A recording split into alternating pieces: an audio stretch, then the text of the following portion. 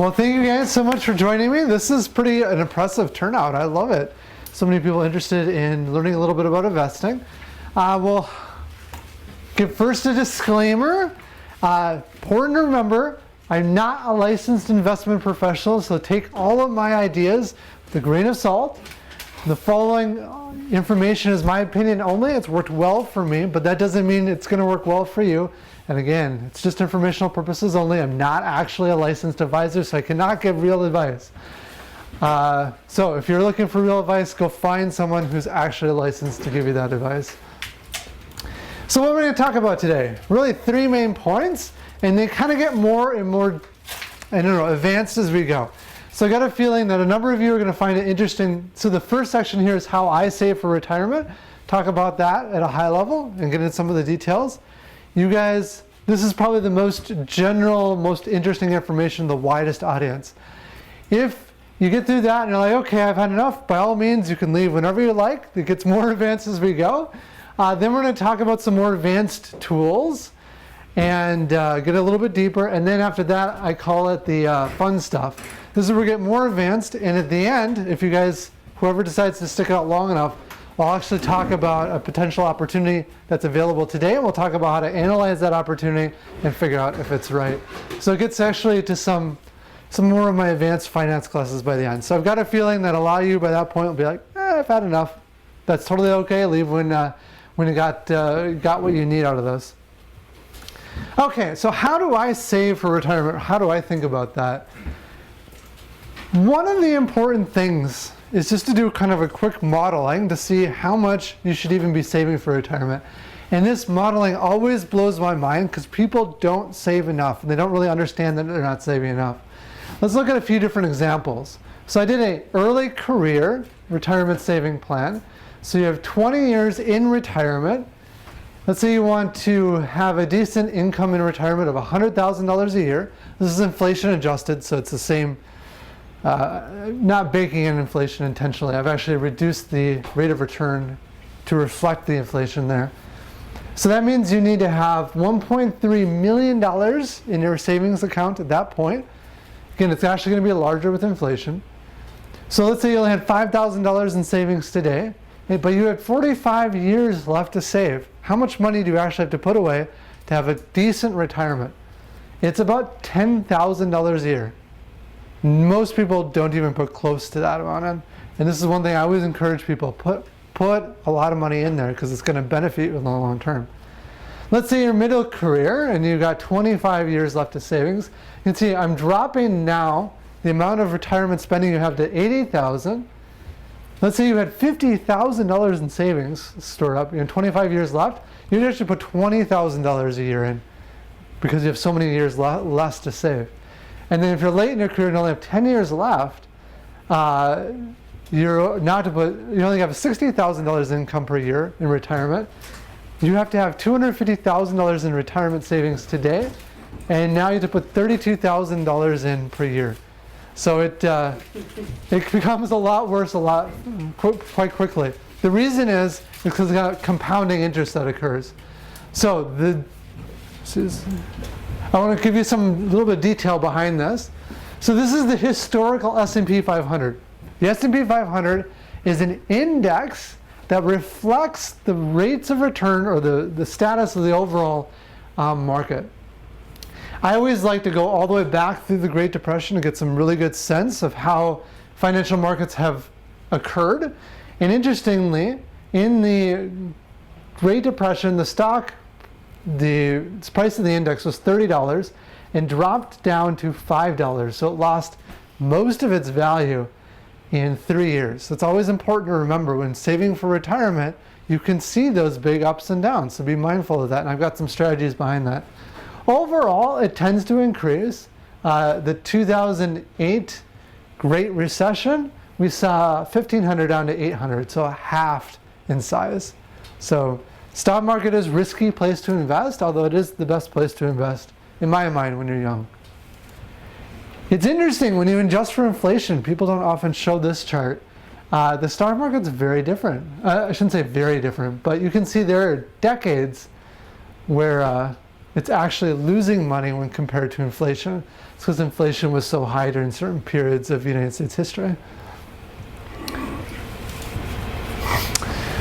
So when doing my analysis, a lot of times people will plug in like an 8% rate of return. Like if you go to a real financial advisor, they're going to plug in an 8% rate of return or even 10%. So they say, the stock market does really well. Look at this, dude, life's going to be wonderful. Well, it's not 100% true. And so it's important to be plugging in real estimates into your models. So the rate of return, if you include the Great Depression all the way through the day, is only 5.9%. So it's not the 8% you typically see. Although if you do exclude the Great Depression and kind of pick your dates a little nicer, you can get to that 8%. But when you inflation adjust it, that's when you start seeing a little bit lower numbers.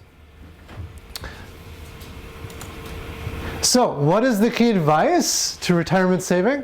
First point is to save a whole lot more than you probably realize, and save it sooner. The most impactful thing to retirement savings is to save as young as you possibly can. Start today. You may think it's a long ways out there, but the dollar you invest today will multiply very significantly. The dollar you invest in 10 years won't do nearly as much. And then one thing I've always lived by is keep costs low while you're young. There's this phrase that I love. It's either easy now and hard later, or hard now and easy later. And the crazy thing is when you run the math, it's about 7 times harder later than it is today.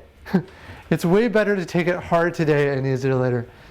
In fact, this is very much how I lived my whole life. It is only until now, so I'm just turning 34 this month, and we're just bought a house for the very first time in my life. Up to this point, we used to live in one of our apartments, and then we moved in with my mom for a few years, and then we lived in a townhome, and now we're moving to a house. But I really love that approach of just living as cheap as I could young. I used to, a little crazy, I used to eat oatmeal because that was the cheapest food I could find. I would price everything on a price per 100 calories, and I would balance it out with carrots because oatmeal is very acidic when you add the sugar. So it was over the top, it was crazy. I don't recommend it that extreme. Your health matters too. But the more pain you take on younger, you're going to live a much richer life later on. And I am personally experiencing this. So I encourage that. Okay, another key thing to keep in mind is self-managed versus professionally managed accounts.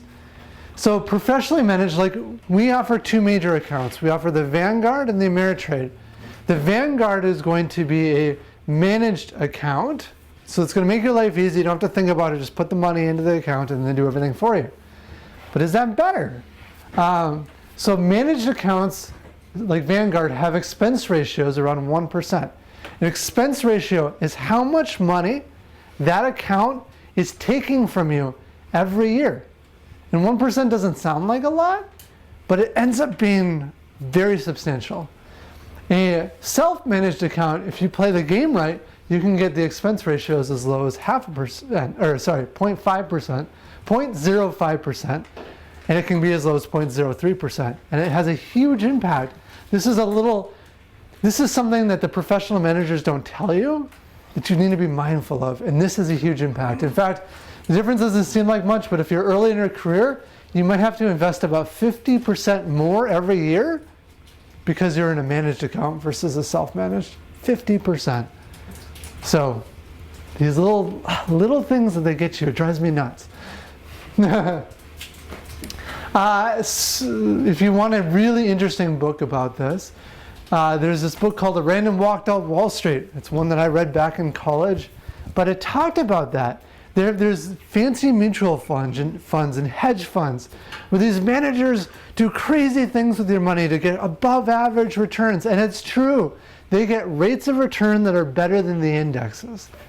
But when you take into account the fees they charge, you as the investor do worse going with them. And when you look at it, you can see that the world is learning slowly, but passive management now counts for about 45% of assets, where a decade ago it was about 25% of assets. So the world is slowly changing that route and recognizing that fact. Okay, so let's talk about this. If you want to invest your money yourself, how do you even start? Like, what do you think about if you want to do this in a very good way without not putting a lot of time and attention into it? So, of all the things I learned through my schooling, this was one of my favorite. It's called the capital asset pricing model. So, this is a little bit deep now, but bear with me for a little bit. Imagine we plot out all of the investments, all the stocks you possibly could invest on this graph. For each stock, you have an expected rate of return and then an amount of risk involved in that stock. So let's think about one investment you could do. That is a government bond. It's about as riskless as it comes because the government can print money if they had to pay you back. So that would be way down here on the low risk side of things. What's its rate of return? It's really low, right? They only pay out, I mean, an FDIC insured bank account, for example, is at the best 0.5% right now. Actually, there's a couple options I'll share with you later that are better than that. But in general, 0.5%. And if you go to your local bank down the street, they're not even paying that. It's like nearly zero. So, okay, that asset would be plugged right here. It's basically risk-free, but at a 0.5% rate of return. Okay, let's think about another stock. Let's think about, I don't know, Google. Google has or Tesla, there we go. That one has a lot of volatility right now. But the rate of return is higher. So the standard deviation would be higher, that rate or that volatility, that risk would be higher, but the rate of return is also higher. So maybe that's Tesla there. So you can just take every stock in the stock market and start plugging them all in. If you did this, you'd find what they call an efficient frontier. This is all the stocks that give you the best rate of return given an amount of risk. So let's think about this one. Maybe this is General Motors, and then that one is Google. Would I want General Motors or Google? I would choose Google because it's giving me a higher rate of return despite having the same amount of risk. So that most efficient frontier, the stocks that you would really consider, is this curved line at the top. But I think a guy won a Nobel Prize for this. You can actually take this a step deeper and realize that you can create every possible risk and rate of return investment imaginable by just focusing on two assets.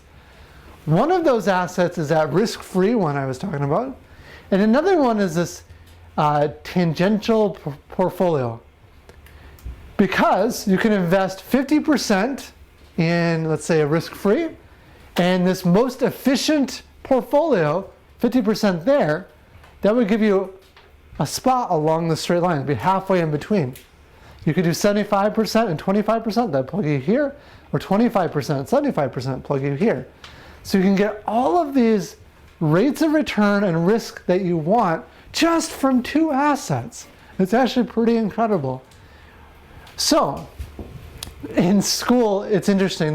Nobody knows what this perfect portfolio is. I wish we could. I wish I could just tell you. Reality is it probably changes regularly. So a lot of times what people do instead is to plug in some kind of index in there instead. And the most common one is the S&P 500. Are you guys familiar with what the S&P 500 is? A little bit? Not everyone though? Okay, I'll take a step back. The S&P 500 is an index that tracks how much a stock would be worth. Let's say this index, it was stocks you could buy. It tracks how much a stock would be worth of this portfolio. And this portfolio includes 500 of the largest United States stocks available. And it's weighted based upon the size of each one of those stocks. So basically it says, let's just take all of this together and plug it into one asset, one portfolio that you could buy into, and that's the S&P 500. And it basically tracks the entire United States stock market. So, in essence, you can create any rate of return that you want, or any efficient rate of return that you want between the S&P 500 and a risk-free asset. So the strategy becomes, so as you get older, you realize that you can't take on the big risks of the stock market, right?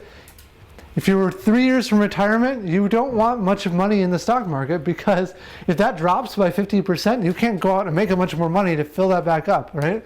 So you want a lower amount of risk when you're older, but when you're younger, you want all the rate of return you want, and you really don't care about the risk. Because even if the Great Depression happens again, guess what? In 20 years, we'll be past that big gulf, and those investments will actually be worth plenty more again later down the road. So when you're young, keep it heavily invested in the stock market. When you're old, get heavily invested in risk-free rates of return. And that's the essential strategy, and that's what these fund managers are doing for you. There's a few extra tricks, but essentially what they're doing is if you're young, they're investing here. If you're old, they're investing there. And they just do all that for you behind the scenes. There's a few other things that they can layer in there to make it a little bit more advanced, right? You don't have to just do the S&P 500. Some of these companies will go and add in foreign stocks. They might add in cryptocurrencies. They might diversify even more. That has, in my experience, it has negligible benefit, but it does have some benefit. The problem is, if you do all that addition in there, you add on complexity. So if you just want to keep it simple, just think S&P 500, risk-free rate of return. When you're young, put it in S&P 500. When you're old, put it in risk-free rate of return, and slowly shift that with time. If there's one thing to remember from all that, that's the essential strategy behind investing wisely and not having a manager behind you. But that's not official financial advice. Okay, so this is essentially what I've lived. So I've opened 2 IRA accounts. I have a Roth IRA and a simple IRA. The simple IRA is the one we get with the company. The Roth IRA is the one that you can do personally. The Roth has a few more tax advantages than the simple does. Then what I do is I try and save the maximum amount. Now those are hard to get to. I couldn't have always gotten there. But the maximum amounts right now with the Roth IRA is $5,500 a year. The simple IRA is $13,000 a year. But a great goal is to just get as close or as high as you possibly can. If you were investing all of that at young, you would be in a wonderful space in retirement. I know it's not necessarily possible, but if you actually got 100% of that, you'd be in amazing shape. And then invest in a well-diversified, low expense ratio ETF. So let's break that down. Well-diversified. That means that it's covering a lot of different stocks. Don't just invest in Google. Don't just invest in Tesla, because I'll talk about more in the advanced tools. You're taking on extra risk. You don't need to be. It may be fun, but it's just you don't need to do that. You actually can do better for yourself in a well-diversified portfolio. A low expense ratio, that's what I talked about earlier. You want something that the fee managers are not charging you up the wazoo. So all of these funds provide the expense ratio. Just do a quick Google search and you'll see it. They don't want to share it with you. They kind of bury it, so you have to research it a little bit. They're hoping you don't look, frankly. An ETF. An ETF is an exchange-traded fund. This is a fund that's running essentially trying to mimic the index. So there are a number of ETFs that match the S&P 500. So invest in a well-diversified, low-expense ratio ETF. I actually do a couple different ones just to further diversify in case something goes wrong with one of those ETFs. But one of the ones I'm using is the Vanguard S&P 500 ETF. It has a 0.03% expense ratio. Yeah.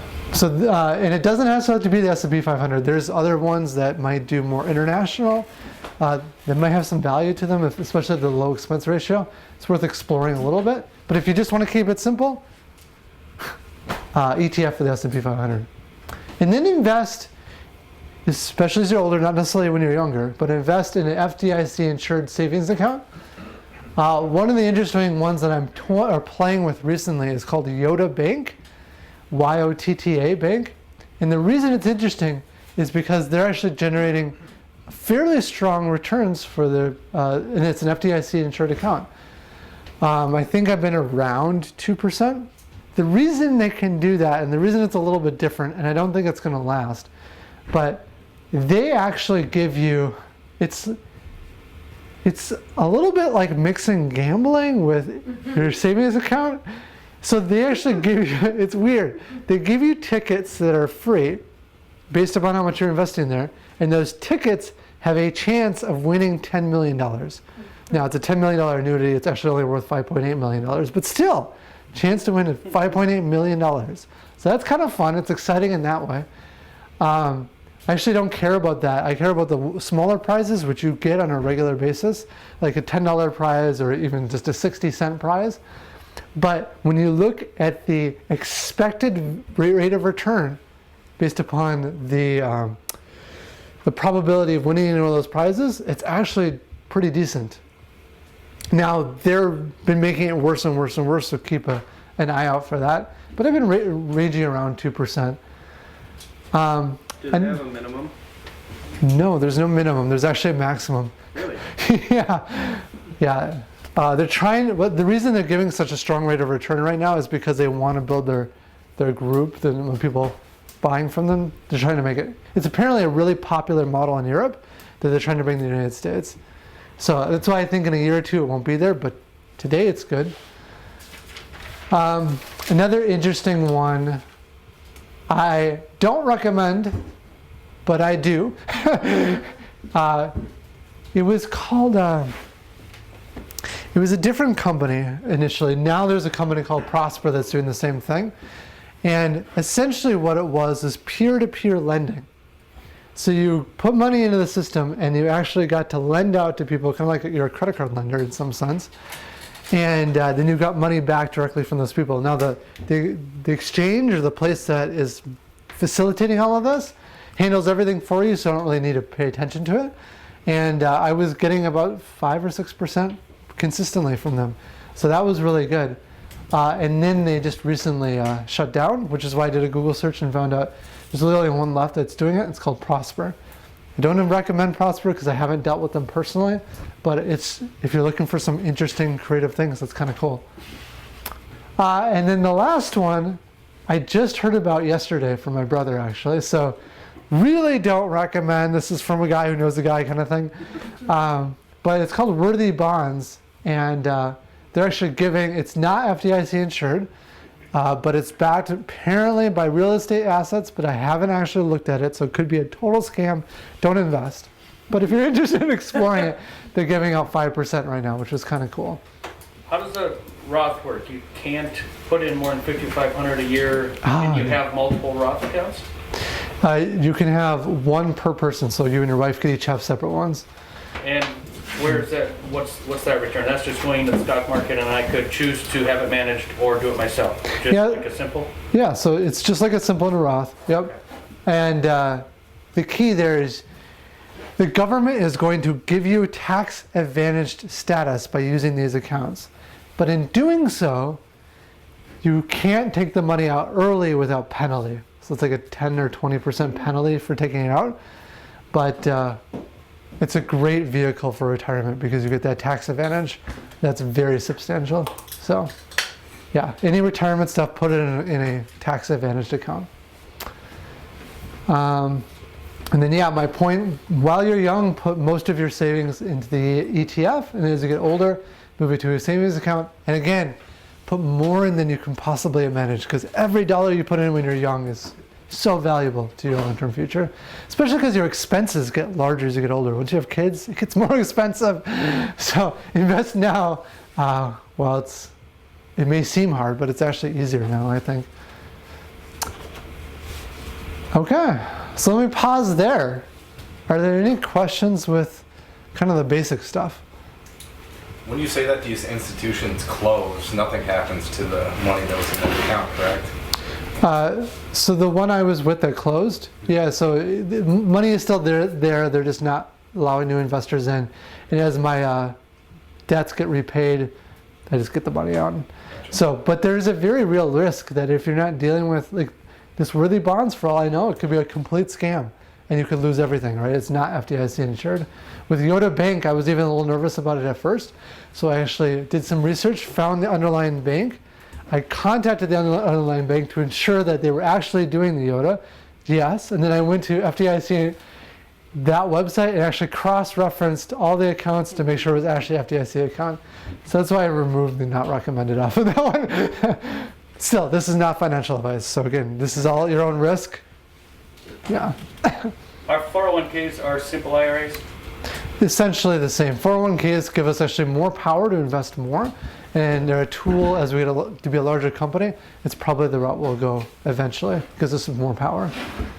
But it's more rules and restrictions and pain and administration, so we're not there today. Where do you have your Roth IRA set up through? You just go to a bank or credit union and they set them up for you? Or? You can do it, I think, with Ameritrade. I am with Ally Bank acquired it. It used to be Trade King, and now it's the Allied Bank account. And when do you Thrivent? Not Thrivent. Yeah, pretty much anywhere.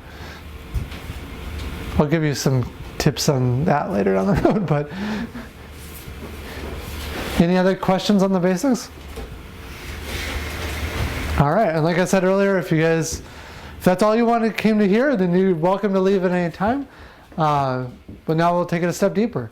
So I want to talk about some advanced tools or principles. One is diversification. So why do we even talk about doing an S&P 500? What's the value of this idea of spreading your stocks out? Because oftentimes I hear when you have a novice person like investing in the stock market, they're like, guess what? I invested in Google and it was a great idea. My money went way up. You know, I'm there too. I've done that. But it's not really a great strategy, and here's why. Let's say one of these investments is Google and one is Apple. Each one has let's say the same expected rate of return overall, but and the same amount of risk, right? They're varying about the same and they're up at about the same amount of the slope. So essentially they look like similar assets, so why care if you invest in Google or Apple or both? It doesn't really matter, does it? Well, it turns out if I was to invest one share in Apple and one share in Google, now my average rate of return, or my rate of return as it's going, it's more smooth. It's actually the red line. So you can see we have the blue line, which is Google, red line, or Google in green, Apple is green. My rate of return is the average between the two. And you can see the red line is actually smoother than both the blue and the green. You didn't do anything, and you just reduced your risk by just adding a few more stocks to your overall portfolio. So, important thing to always do is diversify and to make sure you're rebalancing your portfolios if you're doing this on your own. Again, ETFs are a great way to do this without having to put the work into doing it well. I have not done the research behind this, but what I remember in school is that get about 30 or so different stocks, and beyond that, the value diversification starts dropping off, which is why I don't really do much more than the S&P 500. I'm sure bringing in other asset groups would probably improve the diversification a little bit more, but it's just more work than I have to rebalance those accounts. But if you find an ETF that has wider asset classes, that might be a great strategy. Okay, now let's get into, I'm going to start building up the tool set to start evaluating both investments and stocks. Actually, when Warren Buffett uses tools to figure out whether or not his investments are wise or not, this is the foundation of all of it. So I'm going to try to cover, 4 years of schooling down into an hour of class. So let's see how well this goes. So the first concept is future value. So the question we're asking with future value is, how much is my investment worth in the future? Think about putting money in a savings account. If I put $100 in my savings account today, what is the worth of that savings account in a year if the interest rate is 1%? Well, the future value then is $101, because it has a 1% rate of return over the course of a year. It's all we're doing with future value. So that's what if $1, if it's at a 10% rate of return, you take the $1 times 1 plus 10%, which is 1.1, gives you $1.10. The equation behind this, and the reason I'm sharing this is if you get all the way to the end, I'll give you a chance to actually practice some of this stuff with a real opportunity today. You'll analyze, if you want to go that far, if that opportunity is actually worth it or not. So the equation for future values, this is future value equals the present value, or the value today, times 1 plus the interest rate. We can layer in a slight addition of complexity by recognizing that we're not always investing for just 1 year. It might be different lengths of time. So if I'm going to do multiple years in the future, I just have to add one more term onto that equation, which is that I raise the interest rate to a certain power. So let's imagine now I want to invest that $1 at 10% over the course of 2 years. That's $1 times 1 plus 10%, or 1.1. But I have to take that 1.1 and square it. That gives me 1.21. So $1 times 1.21 is 1.21. So if I put $1 in a savings account today at a rate of 10%, in 2 years, it's going to be worth $1.21. All right? So that's one little tool to hang in your tool belt. In school, they would actually break away for a whole class and you would start practicing that. So I know this is probably going to be a little intense to remember all of this. But we're going to jump to the next one, which is present value. Present value is just the flip of future value. It's what is the value of an asset today if I know what its future value is. And all you do to that equation is you take that interest rate that used to multiply present value times the interest rate, now you just divide both sides by the interest rate to get a new function. So it's present value equals future value divided by 1 plus the interest rate. So if my investment in a year is worth $1.10 and the interest rate is 10%, I take $1.10 divided by 1.1 gives me a present value today of $1. And you can do the same thing over the course of multiple years. And this is really the most valuable equation. So if it's worth $1.21 in 2 years, I take $1.21 divided by 1.21, which is 1 plus 10% squared, and that gives me $1. So that tells me the value of that money today. The interesting thing is that the value of $1 today is not the same as the value of $1 tomorrow. And when you meet with financial advisors, they often intentionally confuse that. And it is the number one fallacy I see when I see numbers presented to me. Or if you go do like a timeshare, and they're telling you this timeshare, do you guys know what a timeshare is? Yeah, so you can buy like a little sliver of time in a hotel or whatever for vacation. And they're always pushing these things, so earn $100 by coming and just listening to my timeshare, which I've totally done because I wanted the $100. But it's a game for me to catch their fallacy or their error in their logic. The number one problem I see is that they say a value of the dollar today is worth the same as a value of a dollar tomorrow. It's not. You would much rather have that dollar today because you go save it in a savings account. Well, you need a way to measure the difference between the value of the dollar today and the value of the dollar tomorrow, and that's what present value does for you. And that's this equation here. Like probably half of the financial work I do is just using that equation over and over and over and over again. I love that equation, by the way, if you can't tell. Okay, so let's take that equation and use it in a way to kind of solve a more complicated problem.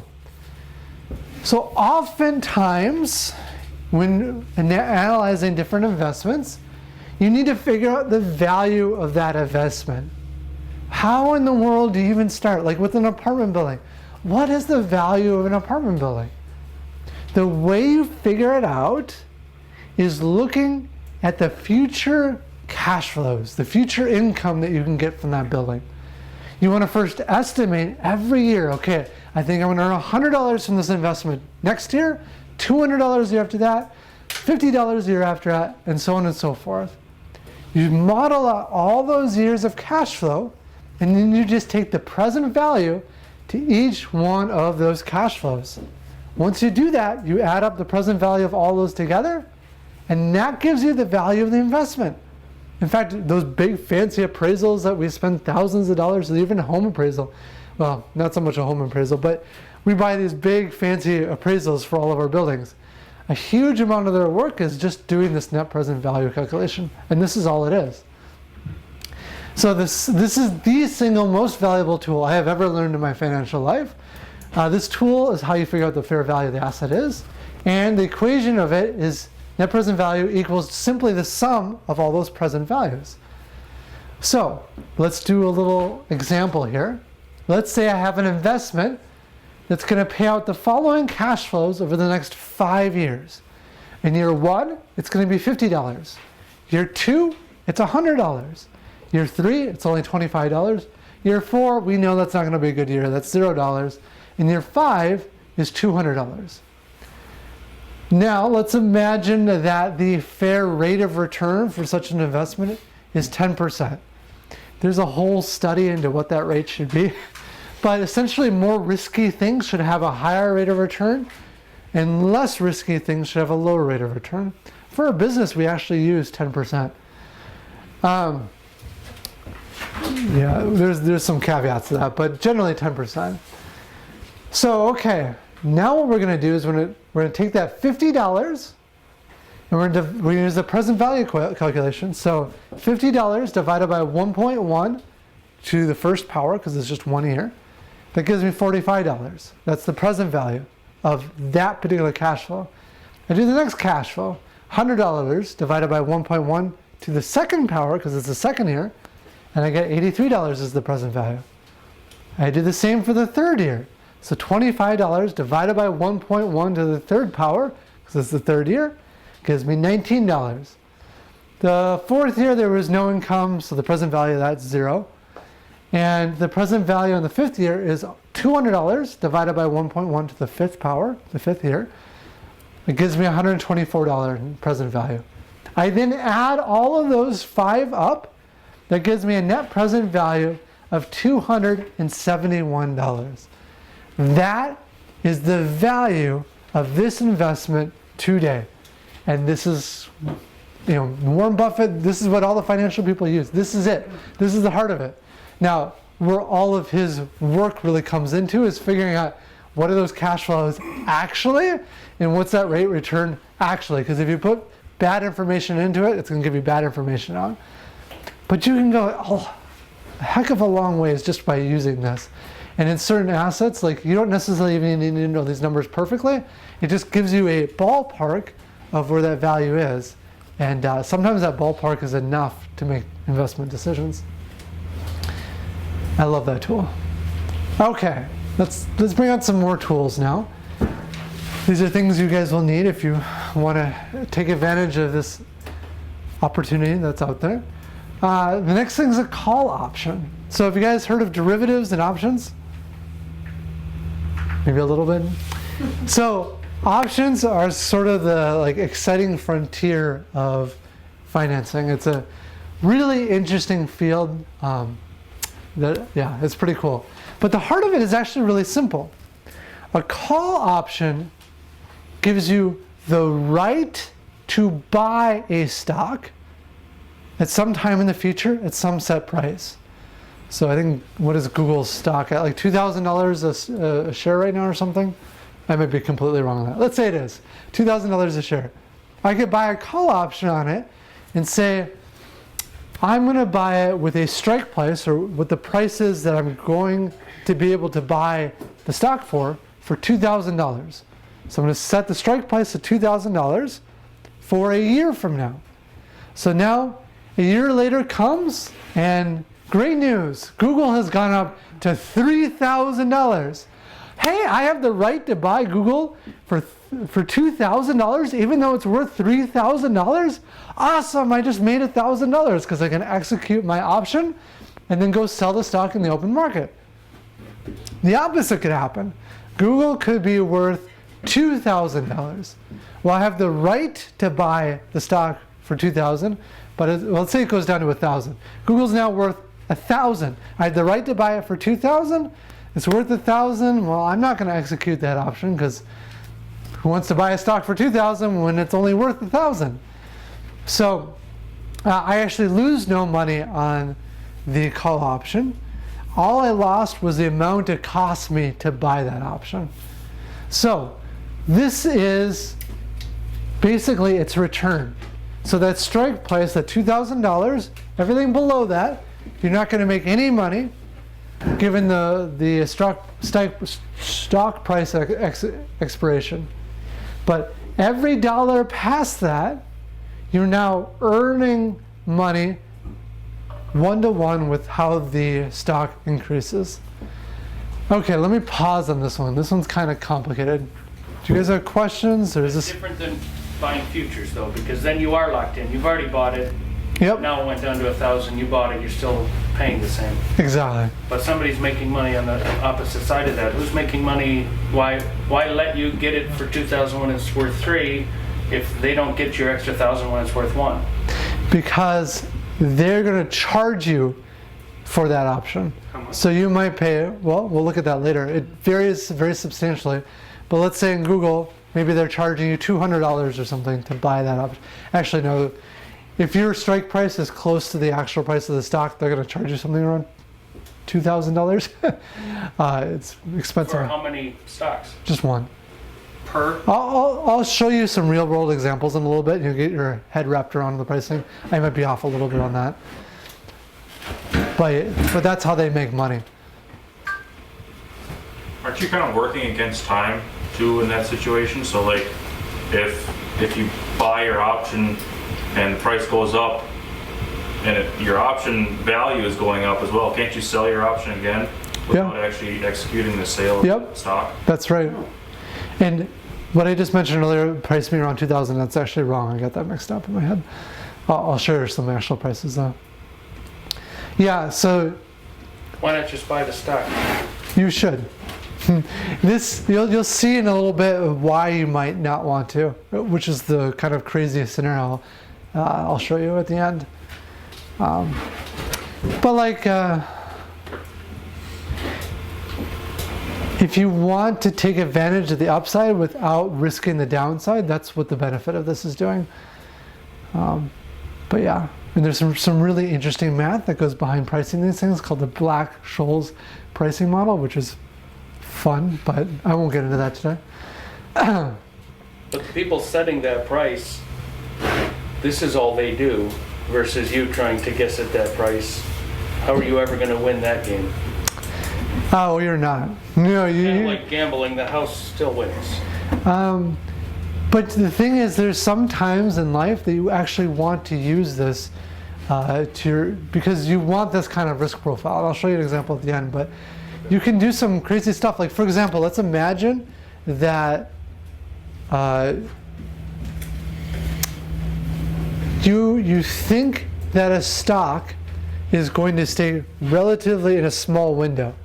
You can use options to take advantage of that belief by selling the call option and buying the put option at different strike prices. And now you're in a position you're actually going to make money if the stock doesn't move much in price. So there's some crazy stuff like that you can do.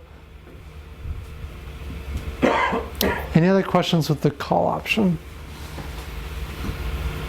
Can we do, what's the market for selling call options? That's not a market that we have access to, right? Yeah, same thing with selling a stock. Ameritrade? Who's buying? So the options are set up in a way, it's a lot like a stock. There's predefined a structure to it, and you can just buy and sell specific items on that call put and so on and so forth. Now, whenever you're selling anything on the stock market, selling it short, there's pitfalls to that, which I'll explain in a little bit, but yeah. Any other questions on the call option? Okay. Going to a put option. Put option is just the flip of that. If you think a stock, if you want to make money if the stock goes down, but stay flat in the future, that's a put option. It's the same sort of thing, just flipped.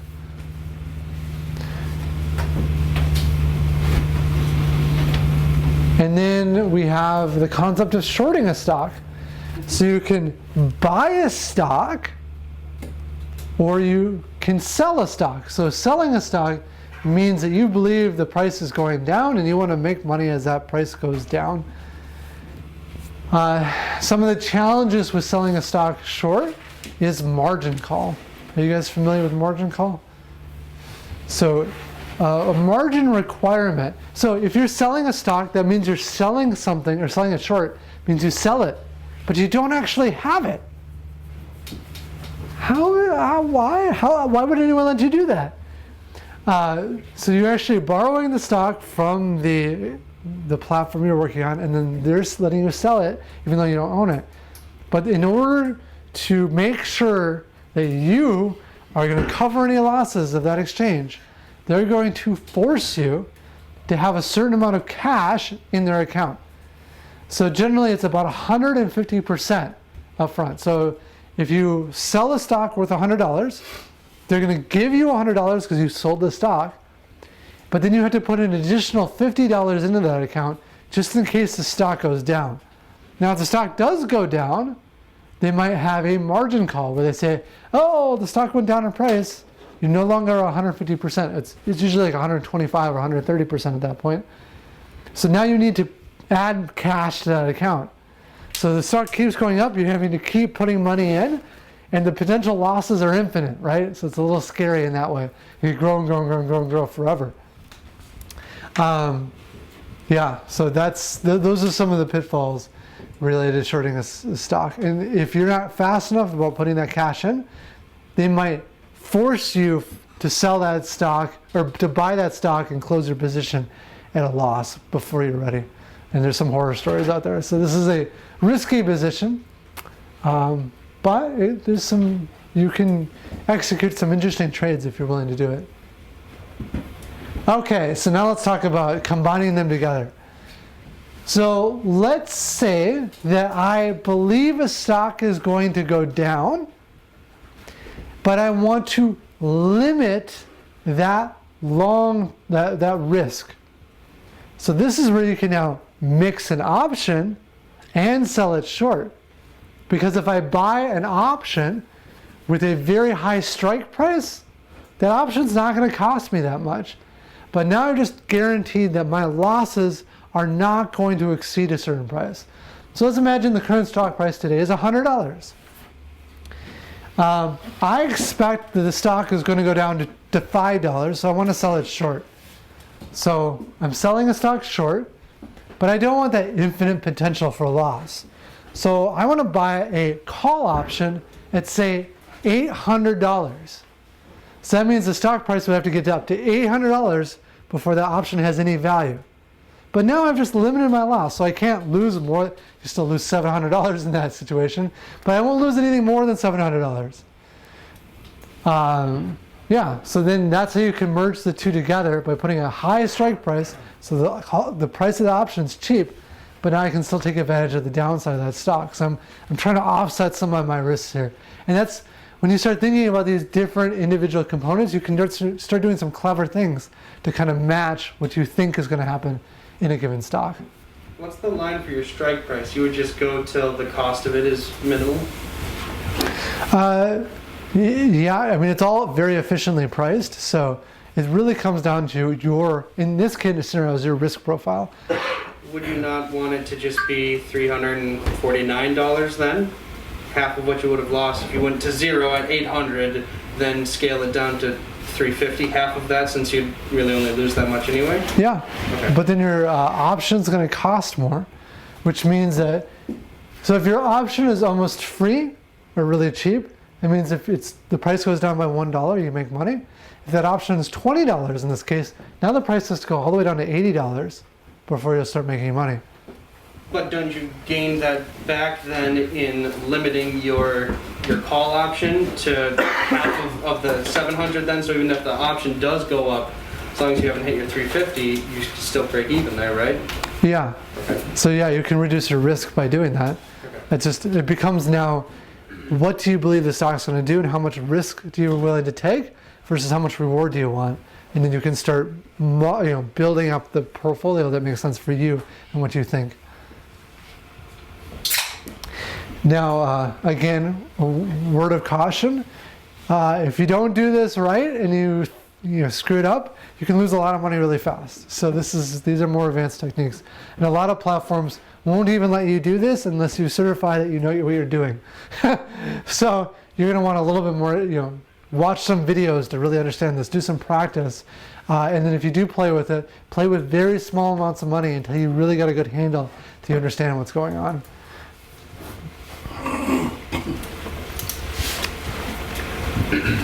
Oh, I'm missing a slide. Okay, so now we're getting more to the fun stuff. So I just outlined some tools that you'll get to use at the end. But now I want to talk about ways that I've been able to find ways to make money on the side for fun. And kind of the things I have learned through that journey, and I've done quite well actually on my side hobby. I follow my retirement savings to the T, like what I told you, and then I have my slush fund where I just play with different things. But I've gone and seen about 100-fold return, or almost to 1,000-fold return on that slush fund. So I've actually made more money on my side activities than I have in my normal investments. That's not normal. Don't expect that. And frankly, probably most of it was dumb luck and not necessarily any wise words of wisdom that I can give you. But I'll give you what I've learned. So there are so many interesting ways to make money in an economy. So many ways. And the ways I'm going to show you that I played with have worked. Some worked just a little bit, some worked a lot. But the key point though is just to be clever, right? Is just understanding what's going on well enough and then just making a move in that little economy that lets you profit from it. And frankly, those opportunities are literally everywhere. The reason they are everywhere is because most people don't think like that. Most people just sit at home, go to your job and then go home and relax. But if you're clever and thoughtful, you can make a lot of money in a lot of creative ways. So the key here, the absolute key is to be clever and thoughtful. Don't invest in feeling. Oh my gosh, I hear this quite a bit. Oh, I invested on this because it seemed like a great idea. If you don't understand the underlying what's going on really at a deep level, you're going to lose, because people who are willing to understand it are going to take advantage of the fact that you're not understanding it. I have seen that over and over again. So don't get into it unless you really understand what you're getting into. And the devil is 100% in the details. I see that over and over again too. It's so easy to make unwise decisions, and that's why I don't recommend everything that I'm following this up with for most people. Because you will most likely, unless you're being thoughtful, you'll most likely lose on these sorts of things. So limit your fun investing to small amounts that you're okay with losing all of it. That's very important. Do not invest something you're not willing to lose everything. Okay, so I've got a wide range of weird stuff in here that I've done, and the first one's really weird, but it illustrates a point that you can find fun ways to make money in an economy in crazy ways. So back when I was being strappy and I was eating oatmeal and saving every penny and watching all my costs, just for the fun of it, I realized that you could buy certain things off of Craigslist and sell them on Amazon for a pretty good profit for very little work. And one thing I actually did for a while, I was probably the guy in Guitar Hero in the Twin Cities. I would scour garage sales and I would scour Craigslist. I was probably buying one Guitar Hero set a day, and I would go pick it up, and then I would package it up and mail it off. Maybe an hour of work, maybe 2 hours of work, but I was buying it typically for $50 and selling it for $300. Not bad, $100 to $200. That's the kind of thing, but things like that are out there everywhere. Just being thoughtful with what you see. Another one, this isn't endless, but you can make actually a fair amount of money by taking advantage of all the benefits that credit cards give you. So I actually signed up for 2 or 3 dozen credit cards during this time. Yeah, it was a little crazy, but there were certain cards. The best one I got was $600 sign up bonus per card. So it's me and my wife, like each sign up $1,200. What was that? An hour's of work? I had to go shut the card down later and I had to follow some of the requirements, like you had to spend a certain amount of money on it. It wasn't hard to do. And so essentially free money. But I don't recommend it for almost everyone because what happens, and the reason they can do this is you buy into it and then you overspend and then you get credit card debt and they win. Most times they win. So you have to have the discipline to do this wisely. Other ways is simply, make sure you're maximizing your credit card rebates. So like Citi Double Cash Card is 2% cash back on everything. So that's one of my favorite cards. I used to use it a lot until you guys took it over for the business. So now I'm stuck on a 1.5% cashback card because I can't use my Citi card. Yeah, so that's just like, and I push all my expenses through the credit card. Don't use check, right? Get the 2% cash back. A more advanced way is to use the 0% APR. This is where I actually made most of the money on the credit cards. Is I would find ways, I would use friends and family where I would let them spend money on my card and then they would pay me with cash. But now I got the APR, or I got 0% rate of return, but now I can then invest that money and then I would just pay it back when I was done. And these cards would let you get up to, even for me when I was young, they were giving me $5,000, $10,000, even $15,000 a card. You do that among a bunch of cards, get a couple $100,000 out, and now you're getting a rate of return of a couple percent, at least at that time, on that money. That turns into some decent money that you can earn off the credit cards. But again, most people are going to fail at that and you get screwed over. So don't do it. But if you want to do it, that's how to do it. Does that destroy your credit to have a ton of credit cards open? Yes, but it turns around very substantially and then you get incredible credit after that. The big thing it kills is if you have 100% of that credit card out, your credit score goes in the tank. Mine probably dropped to low 600s, maybe high 500s. And then the moment I printed it off or paid it off, I went up to like 720. It was almost a perfect score after that because now I proved to the credit bureaus that I can pay off large debts and now I have small debts after that. So it's a huge benefit that way. Of course, now again, the construction arm has screwed me over again because this is my card and you guys max out that card all the time, so my credit score has dipped since. But as soon as you let me have my credit card back, then I'll be fine. Okay. These are the ones I made the most money on. Bitcoin, I invested in that way early, simply because I thought it was a really neat technology. I understood it from a computer science sense, and I understood how it was kind of changing the world at the time. And I actually didn't really invest much into it. I just built out the hardware to mine it. So this is where I got to go in at a very low cost. Actually, back into I was mining back here, and you can see what it's done since in price. It was crazy. Ethereum was the same way. I actually wanted to build my own computer because I wanted to do some cool stuff, play some fun games or whatever. Never really played any of the games.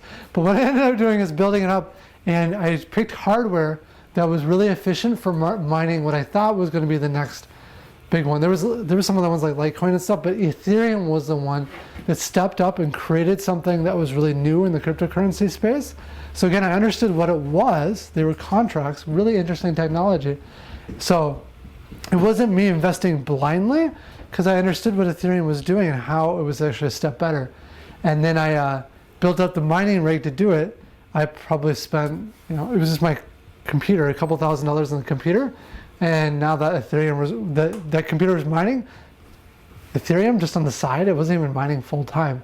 And now that that cryptocurrency is worth several $100,000. But it's understanding a deep enough level that I could get in quite early. In fact, I was mining Ethereum within months after it came out. Like that's how early I was with Ethereum. Google was probably less of a wise investment, other than back when the IPO came out, I understood Google well enough, and I understood that people hadn't migrated over to all the stuff Google was doing, and I just loved them as a company, so I invested literally within a few months after their IPO, and that's done really well for me. So those are my few side projects that have done really, really well.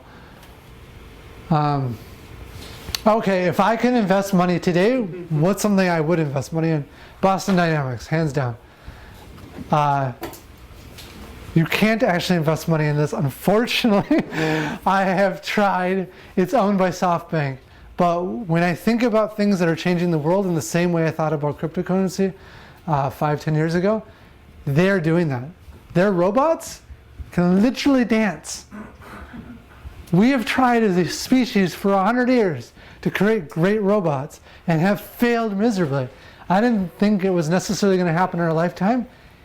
And their robots can dance. Like, it is crazy cool. Spot, this robot is a robot that is actually available for sale and can do construction related tasks today.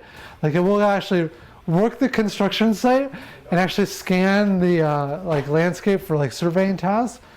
But I honestly think in 5-10 years, if they keep growing at the rate they are, we'll be able to start using some of this technology in our company.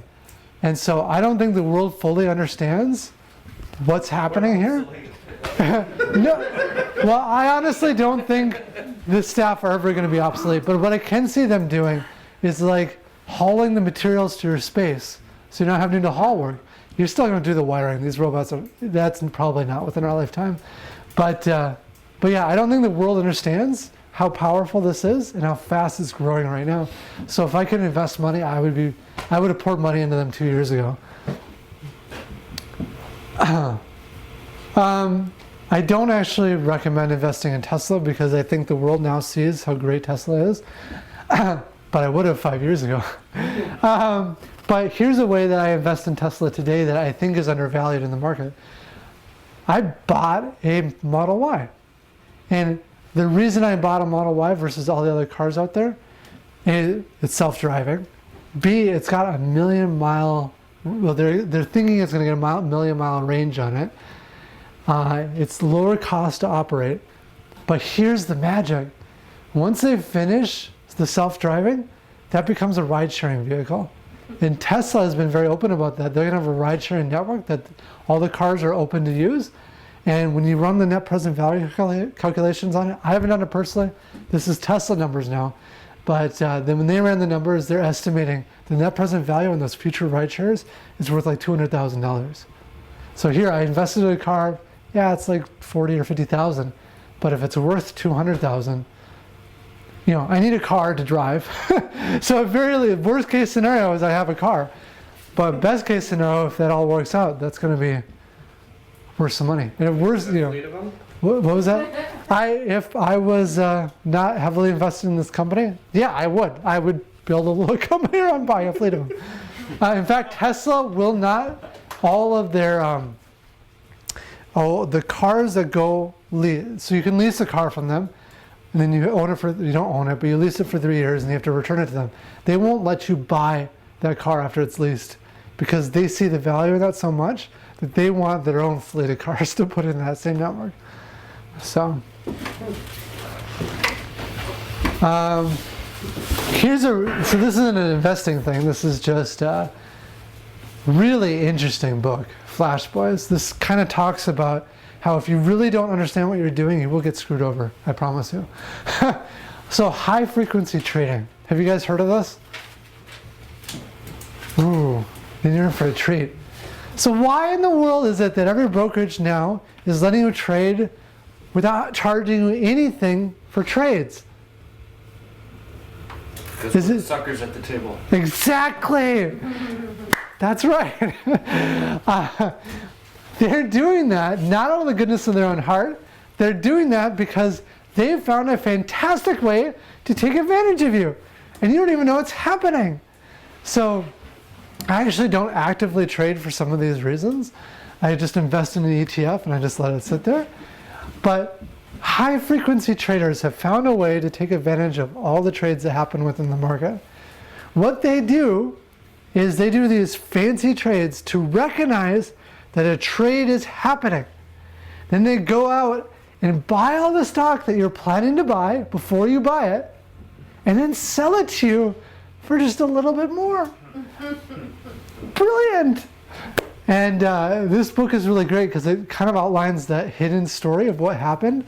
And these high frequency traders have spent tremendous amount of money just burying fiber lines to be just a little bit straighter from one place to another to get super fast internet so that they're beating even the fastest computers in the market. And so it's a game of milliseconds or microseconds or even in some case nanoseconds. And there's no way you're going to beat them. I'm sorry. But that's just one way. There's so many ways that these really like Wall Street guys are just a step way beyond us. That you're not going to win. You guys are the suckers, and they're hoping you do that so that they can route that. And in fact, these platforms, these high frequency traders will pay the platforms to route your uninformed traffic to them because they want all the uninformed trades because that's where they make all their money. And it's a huge business. In fact, I think it should be illegal, but it's not. Another way that, this is why I don't love financial advisors, even though I am not one. You must go seek one out if you want real financial advice. But I don't like them. And one of the reasons I don't like them is because they are paid by really only a certain subset of investments. And guess what? Those are the investments that are the worst, in my opinion, to invest in. If you want to understand how people are making money, because if they're making a lot of money in something, you should be raising your red flag, like what's going on there? Why are you making so much money in this one product? And so why are you really pushing it toward me? So permanent life insurance is one of those. There legitimately may be some use cases for this, but this is one to be fearful of. Financial advisors often push it because it's how they make a lot of their money, but frankly it's a bad deal for most people because there are ways to get the same kind of returns that permanent life insurance gives without having to use permanent life insurance. Is that whole life? Or is that Whole life and same thing? permanent life insurance is like the umbrella, and there's whole life, and then there's universal life. Term life insurance is the different item. So term life insurance, completely legitimate. They don't make any money on that, and it's a great product for life insurance. And that's if you want life insurance, which you should have once you start having kids. That is a valid, good use of money, and it's really cheap. Permanent life insurance is really expensive. The key difference is that permanent life insurance is life insurance you get even after you die, like of old age. Term life insurance you don't get once you're past a certain age. And the reason this is so expensive is because they have to pay it out for everyone. For term life insurance, they only pay on a fraction of people because most people live to an old age. So what makes it a bad deal? If you do end up getting, or your family gets it because they're promised it, what's the bad deal? because you can essentially take that same money and put it into what I told you earlier, an ETF, and you're going to make more money at retirement.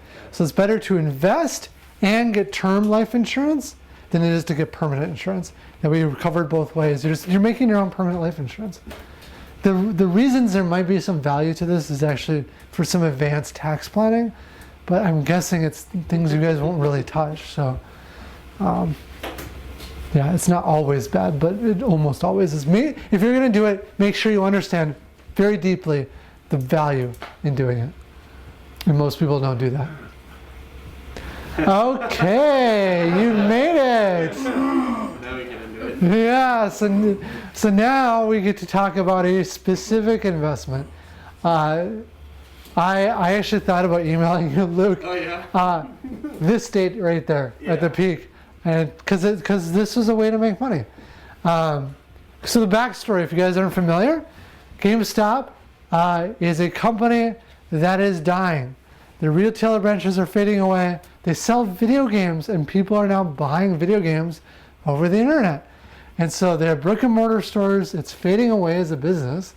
And so there are these big hedge funds and big companies that have been shorting the stock very heavily back here, knowing that it's a fading and dying business. Of course, there's a bunch of reasonably uninformed people who just feel it's important that GameStop is alive and they want to stick it to the man and beat the hedge funds. And remarkably, they're winning. It's crazy. Just look, they've been able to shake the price up. And there's a Reddit forum that's interesting I've been following where they're kind of talking about that. They're actually putting billboards on the side of the road. They're spending their own money, putting billboards about encouraging people to buy GameStop. It's borderline illegal. It's kind of interesting to see that pan out. But the net result is in the last 52 weeks, the low price was $2.57. The 52-week high is $483. Guess what? I can tell you without even looking into it, the fair price is probably more like $2.57. The price today is $483. Do I see money-making opportunity? Absolutely. In fact, it was on that day I stayed up way past my bedtime to invest this to see if it was worth my time to put something together to make money on what I was pretty sure was going to happen and what ended up did happening. I eventually realized I needed to go to bed and I shouldn't be wasting my time with this, but it was fun to explore. Now, in the last few days, it's again spiked up again. So the big fun activity for us now is does this make sense to find a way to invest in? So that's question one. And question two is, if you guys did want to take a position on this, how would you do it in a way that didn't lose your shirt? Because guess what? Those investment advisors that just short the stock, they end up losing billions. Because again, you have infinite loss on shorting your stock. So how do you offset that, or how are you mindful of that? So, first little exercise for us, if you guys want to stay for it, or if you don't want to do the exercise, that's fine too. But it's just to ask yourself, what is GameStop actually worth? So I just went on to like Yahoo Finance and looked at their earnings per share. Now, this is fraught with so many problems I can't even tell you. I'm just simplifying this down so I can teach it all in an hour.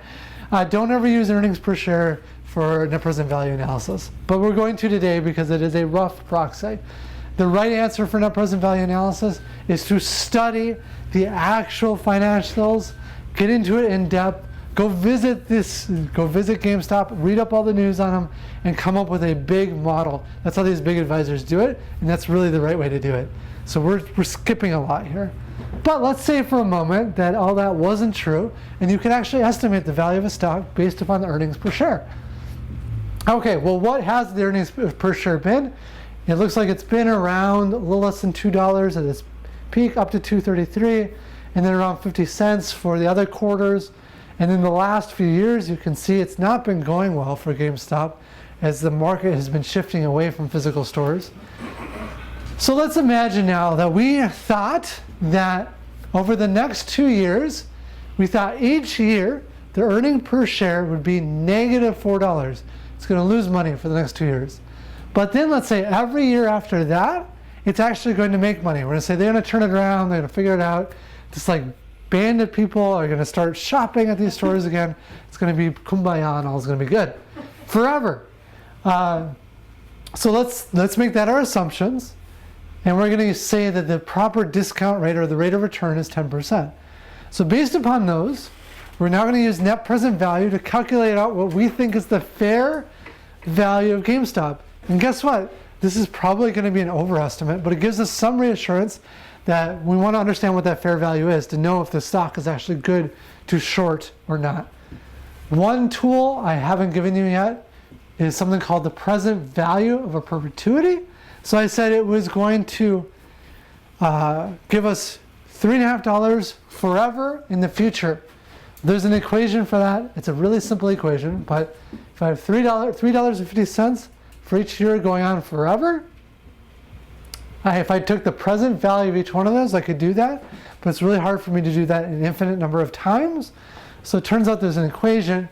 It's just whatever this cash flow number is, divided by the discount rate, in this case 10%, gives us the present value as of that date. So if the first investment's here, 3, 4, 5, on the year 3, that means the present value calculation computes it out at year 2 is the present value of a perpetuity. So then, yeah, take a second and see if you can figure out what that net present value is.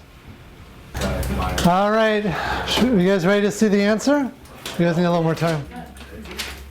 Okay. So here's the answer. Yeah, but I'll just take notes then. So the value of that annuity is $35. That was $3.50 divided by 0.1. But that value is the value at year 2. So I still have to shift that back to year 1.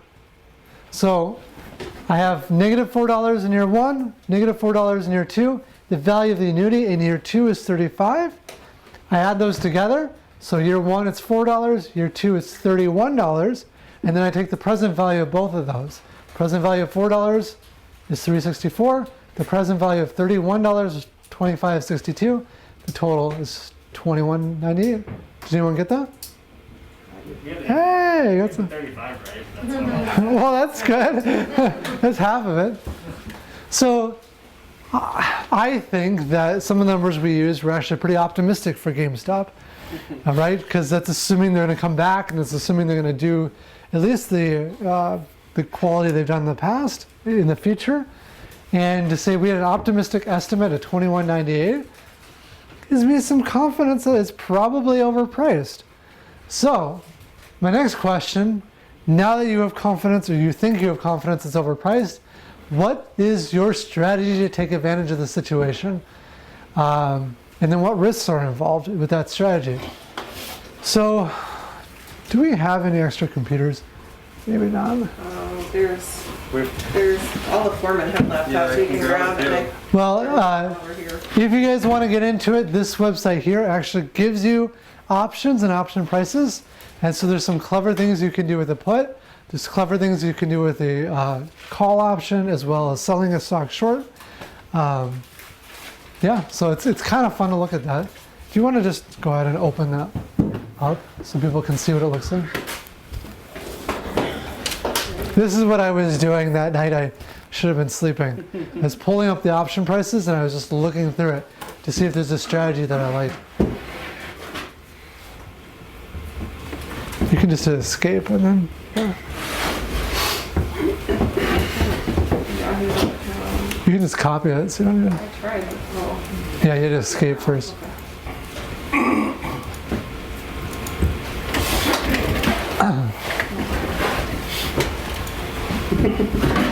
Quick.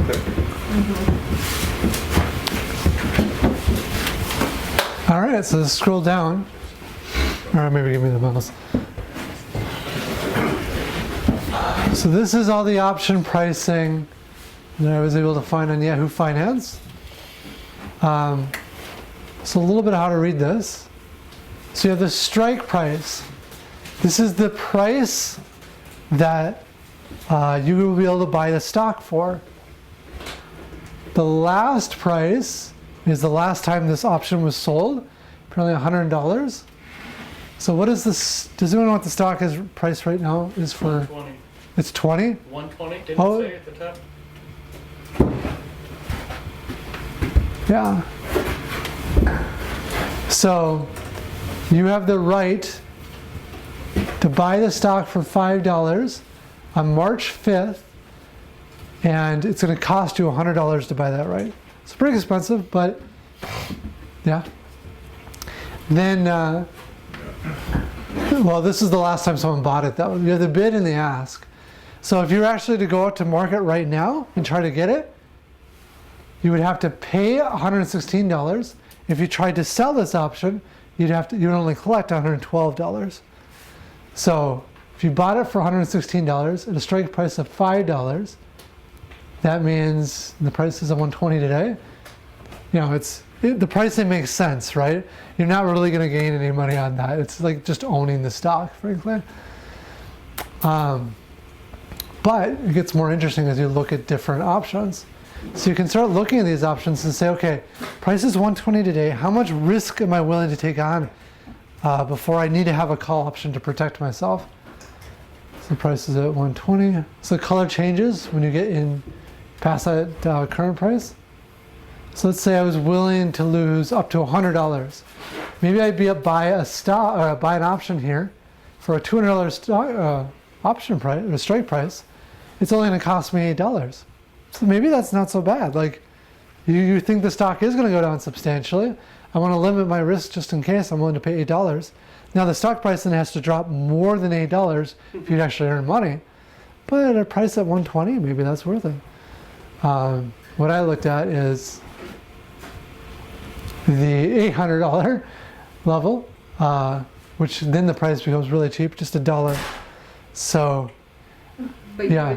you would only do that if you have it to sell, that you want to make sure that you can get at least $1 for it, because you would never buy, like right now, I would never say, I want to buy in at $800 on Monday. So what I'm doing here in this strategy would be selling the stock short, plus buying an option that's way, they call out of the money.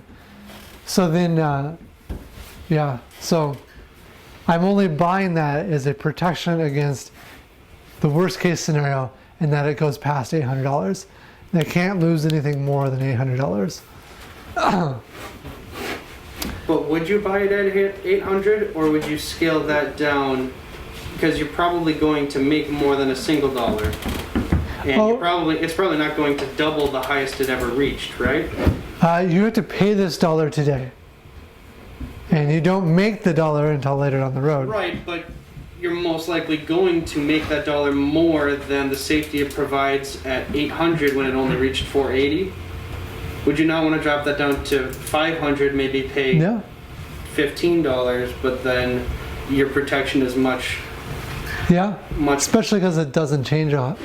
Oh yeah, no, it doesn't hardly at all. So you could go up to, I mean here, $10. Now it's a $180 strike price. So now you got a lot of protection. You're only going to lose at most $60. And yeah, so it's not a bad route. Well, which range would you recommend? Trying to hit the extremes, or trying to wheedle out your $20 wins here in the middle? For me, because I have a savings account that would back this up, like I'd be like, oh, I don't really need it. I would go as high as I could go. Now, if I didn't have cash to bring in during those margin calls, I would say keep it smaller. So that's another thing to be mindful of is the date. So this is only until March 5th, which is probably why it's so cheap. Yeah. So yeah, you want something, because I can tell you probably the stock price is going to go down. Is it going to go down the next 4 days? I have no idea. Is it going to go down next year? Probably. So you can start looking at other options to give yourself more time. Maybe like go to April 9th.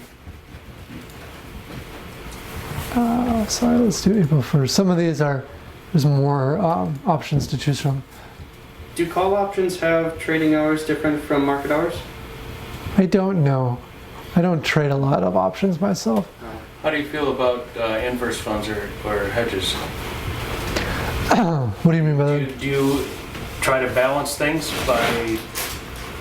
by lessening your ups and downs and investing in inverse funds? Or just diversify so you... By inverse funds, do you mean like negative correlation? Like there's an inverse S&P. SQQQ and the ones that... Oh, I see. So it's going flip to that. I guess. I've never really explored it, so I guess I don't know. I got an intuition. The little I remember from school and such funds is it's not a super cost-effective route to go, because they've got to do all that margin call and stuff for you, so they charge that into the premiums that you see in the rates. But it could work. It's worth exploring.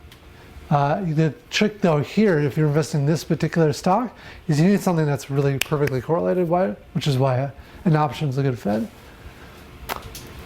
So yeah, if you do a longer term option, now those costs go up, right? What's the date on this one? April 9th? Or April 1st, yeah. With options, isn't each contract worth, are you buying 100 shares per contract though?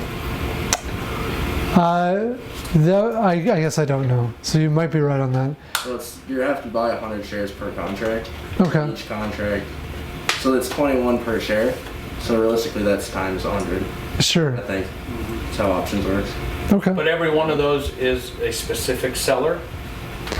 No, these are different classifications of option. And so the option provider sets up all the classifications or groups, and then buyers and sellers for each one. So here I think this is the volume of trades, and this is the number of people in the market. Yeah, open interest and volume. Who is setting up the options? GameStop. No, it's third parties. Like I think Chicago Exchange was really big into options. So aren't those, like the Chicago Exchange, aren't they hoping that at least 50% of their options make the money that they lose that the other 50% don't? So there's a separate entity that sets it up, and then once it's established, then individual players like you guys go and buy and sell. Buy from them. No, they pair up two parties. So there's a bid and ask, right? Okay. And so there's certain companies out there that are saying, I'm willing to sell it to you for $118. You want to buy it for Are there $118? expense ratios on these? Where does the Chicago Exchange get their money? I don't 100% know on that one. I think it's trading fees is what they charge. Okay. So yeah, those are some of the options that are out there. Another one that I'm not super familiar with, but I've heard it's popular, is to buy a put option. Because as the price goes down, the value of the option, the put option, goes up. And so it's another way to get involved with where you don't need to short stocks. But yeah, I don't know a lot about that. You would want to dig into it a little bit more if you want to go that route. So yeah.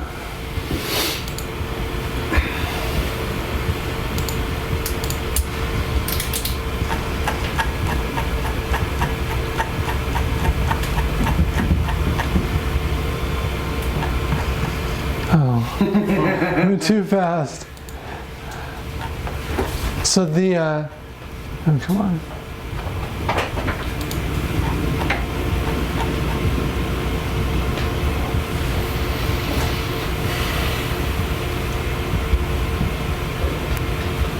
All right, so then we have to be thoughtful about risks are involved. One of the key risks that I was investigating that night that I didn't get into for sure was, will a exchange consider the fact you have an option and therefore not make you have to do a margin call?